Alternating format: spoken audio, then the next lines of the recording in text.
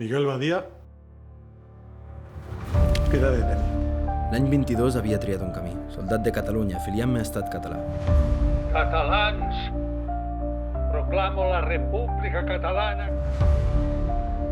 Vaig ser el nou president.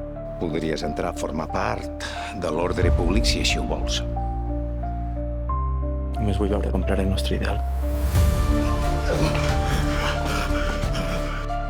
Diuen que tortures a joves. Vinga, et toca.